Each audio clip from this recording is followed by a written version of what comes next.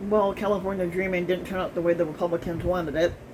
California Dreaming did not become reality for Republicans, but back in August, they had high hopes of taking over the governor's mansion, and they pinned the sitting Democratic governor Gavin Newsom against the ropes. But what they failed to do was they failed to land a knockout punch. The Republicans snatched defeat from the jaws of victory in their futile attempt to recall the incumbent. A poll that was conducted by CBS News and YouGov only a month ago indicated that large numbers of voters there were ready to depose Newsom from office, but in the end, he easily fended off the challenge with the vicious left hook against his opponent Larry Elder, whose cornerman was Donald Trump.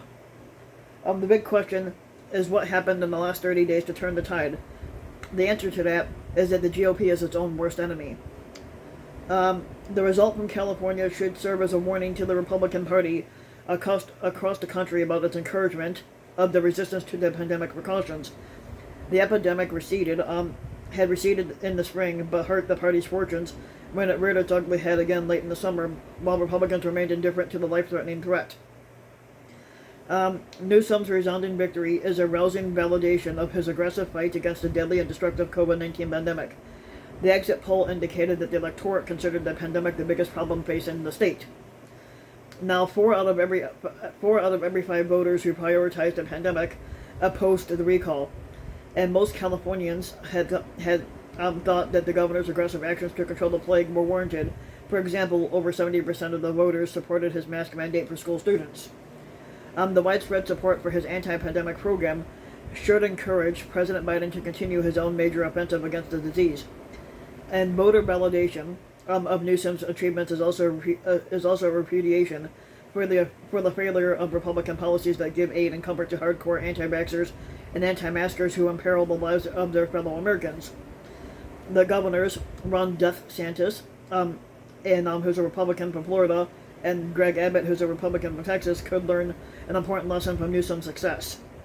California is a more populous state than either Texas or Florida, but daily COVID-19 deaths in the Great Bear Republic are currently less than half of what they are under the GOP chief executives and the Sunshine and Lone Star states.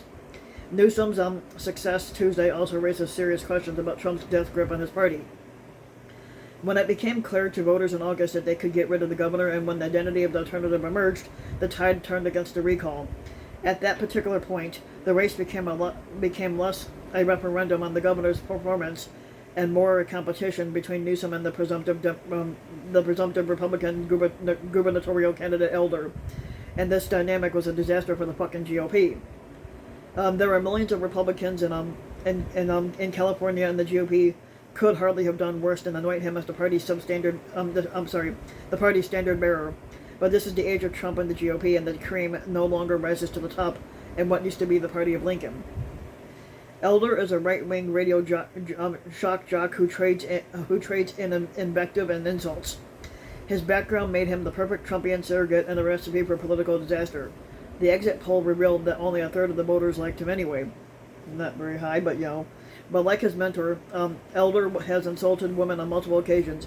He wrote, "Women know less than men about politics. Women proved him wrong," when they came out in massive numbers against the recall.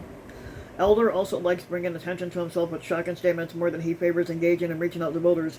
He took a stand against any minimum wage in a state where it is already difficult for working families to keep up with the cost of living, like the state of Indiana. He went out of his way to initiate Trump, and he paid the price. To imitate Trump and paid the price. As long as the Republicans encourage Trump-like candidates, the GOP will fail to make advantages of its opponent, and of its opportunities in next year's congressional campaigns.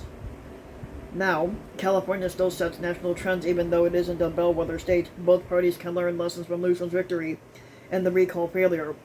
The midterm is only 14 months away, so there's still enough time for Democrats and Republicans to study.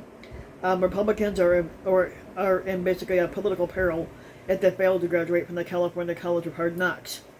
So if you like the video, give the video a like and subscribe to my channel, RBW King, and also hit the notification bell so that you'll be notified when the new video comes out. So